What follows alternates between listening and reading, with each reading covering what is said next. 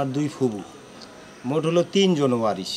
আমার দাদা সহ 4 জন। এই সম্পত্তির মালিকটা হলো আমার দাদি আসিয়া খাতুন।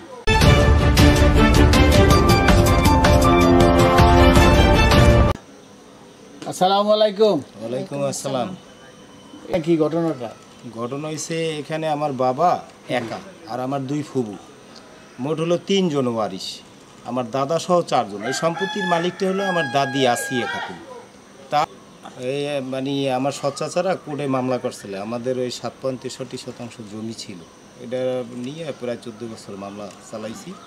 আমরা অর্থনৈতিক অভাব এবং দরিদ্র মানুষ, আমরা তাদের মানে তারা জাল সার্টিফিকেট কোর্টে দিয়ে বিজ্ঞ লেন সার্ভে কোর্ট থেকে তারা রায় নিয়েছে। রায়ের বিরুদ্ধে আমরা আপিল করছি। আপিল মামলা নাম্বার 12। আর একটা জাল মামলাও করছি সিআইডিতে। বর্তমানে তদন্ত আছে রফিকুল ইসলাম স্যারের কাছে। জাল মামলা নাম্বার 428, আপিল মামলা নাম্বার 12।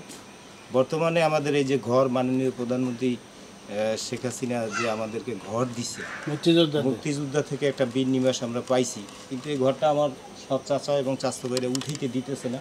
দেখেন ঘরটা ভাঙাচুরা, আমরা অনেক কষ্টের ভিতরে দিন যাপন করতেছি। আমাদের কোনো জমি জমা কিছুই নাই, সব নিয়ে গেছে।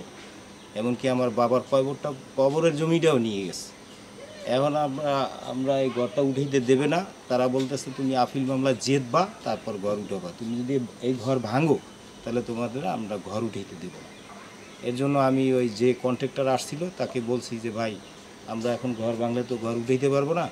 তাই বলছে যে ঠিক আছে, তাহলে আমি এখন যাই, আপনি চিন্তা ভাবনা করে আমাকে জানাই। এখন আমাদের এটাই দাবি, যাতে আমরা আপিল মামলায় সুষ্ঠুভাবে ন্যায্য বিচার পাই, এবং জাল মামলায় যাতে আমরা সিআইডি রফিকুল ইসলাম স্যারের কাছে যে চার্জশিটের জন্য আশাবাদী, এটা যেন সঠিকভাবে আমরা বিচার কাছে আমার এই দাবি, যাতে আমি ঘরটা উঠাইতে পারি এবং আপিল মামলা এবং জাল মামলায় আমি যেন ন্যায্য বিচারটা পাই। এবং আমি আমার স্ত্রী সন্তান নিয়ে অনেক কষ্টের মধ্যে আছি। আমি খুবই অভাবী এবং আমি গাড়ি চালাই ভাত খাই, আমার যেমন টাকা পয়সা নাই।